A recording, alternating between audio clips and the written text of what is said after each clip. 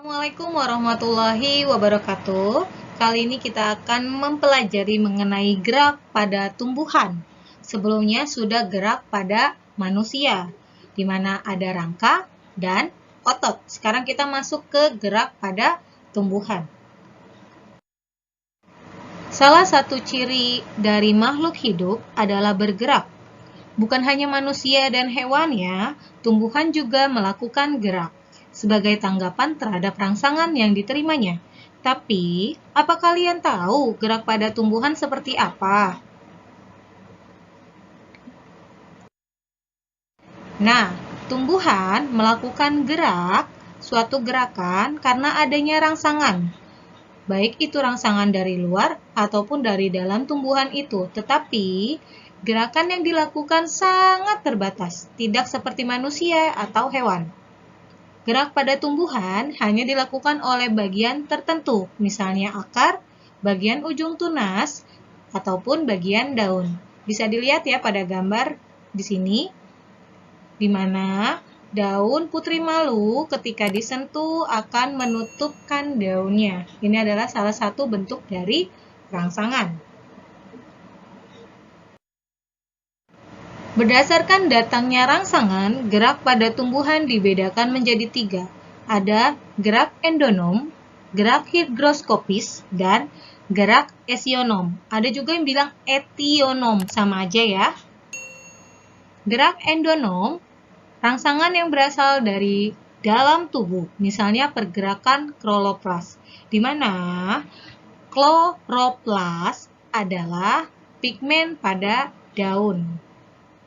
Nah, pigmen pada daun ini pigmen daun yang berwarna hijau yang berada pada areal-areal di daun tersebut. Nah, kalian bisa melihat di sini di mana kloroplasnya mulai terjadi pergerakan.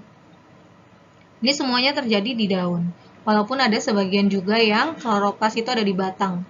Pigmen hijau ya. Jadi kalau misalnya kalian melihat daun ataupun batang yang berwarna hijau itu disebabkan karena adanya kloroplas dan perubahan pada warna pada sinar ultraviolet yang masuk ke dalam daun ataupun batang, menyebabkan warna hijau pigmennya. Tadi endonom bukan hanya pada kloroplas ya, tapi juga pada, bisa dilihat di sini pada kapas. Kapas akan memecah seperti ini jika sudah matang. Jadi akan memecah sendiri, inilah yang disebut pergerakan yang berasal dari dalam tubuh. Jadi tidak ada rangsangan dari luar tubuh, tapi dari dalam. Biasanya ini kacang-kacangan, ataupun kacang polong dan sebagainya, dan kapas ya, bisa dilihat. Gerakan higroskopis adalah gerak bagian tubuh yang terjadi karena perubahan kadar air dari sel-selnya. Nah, biasanya di sini terbuka bunga cemara. Bisa dilihat, jika kadar airnya berkurang, maka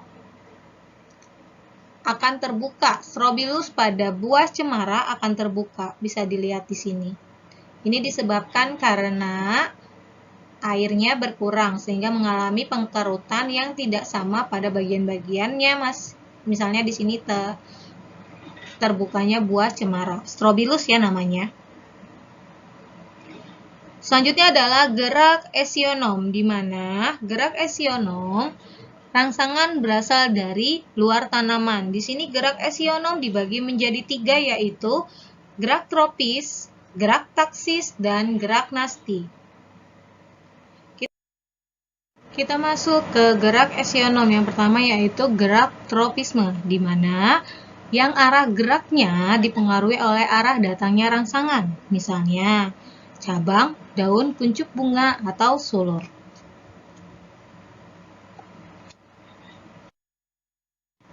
Selanjutnya adalah macam-macam dari gerak tropisme, di mana tadi ya arah datangnya rangsangan. Pertama adalah fototropisme, di mana rangsangannya berupa rangsangan cahaya.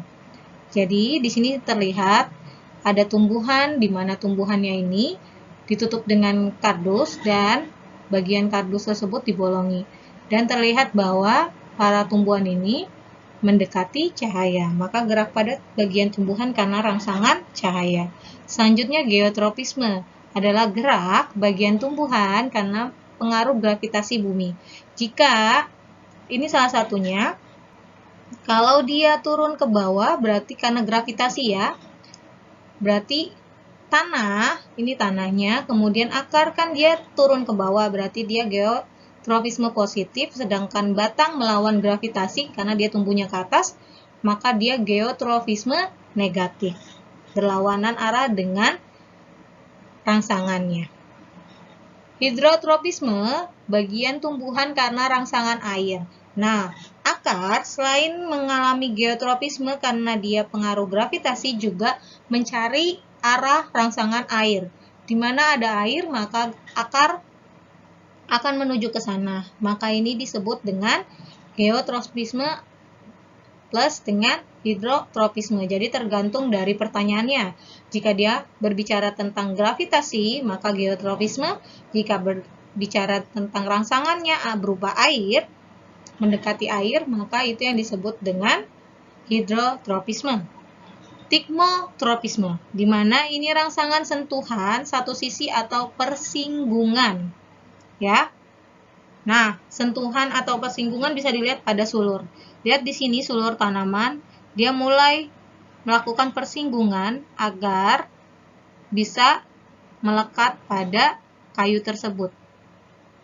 Selanjutnya adalah kemotropisme, di mana rangsangannya berupa zat-zat kimia.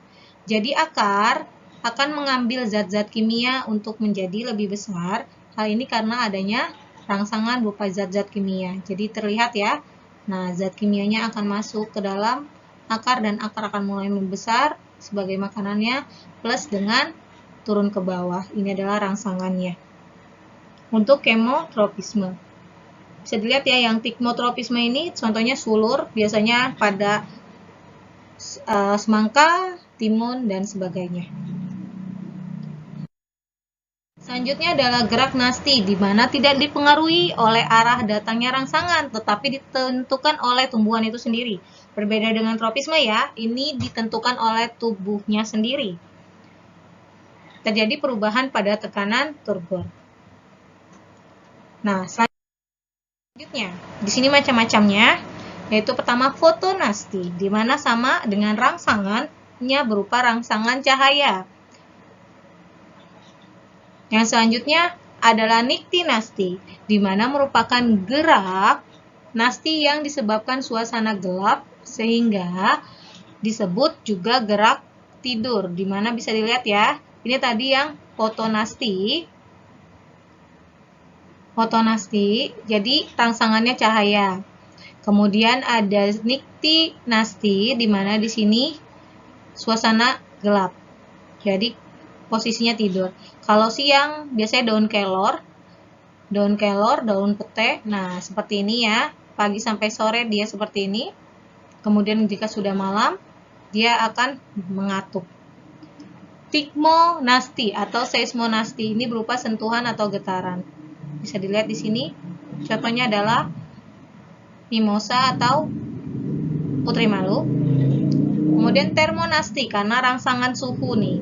Contohnya mekarnya bunga tulip. Jadi bunga tulip itu dimekar dikarenakan bunga-bunga tersebut mekar jika mendadak mengalami kenaikan suhu dan akan menutup kembali jika suhu turun.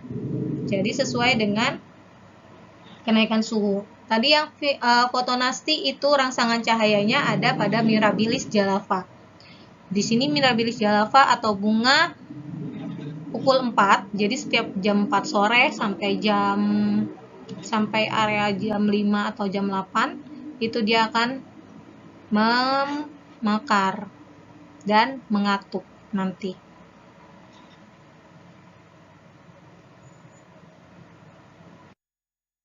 Nah, selanjutnya adalah gerak taksis. Gerak taksis adalah gerak seluruh tubuh atau bagian dari tubuh tumbuhan yang berpindah tempat dan arah perpindahannya dipengaruhi rangsangan.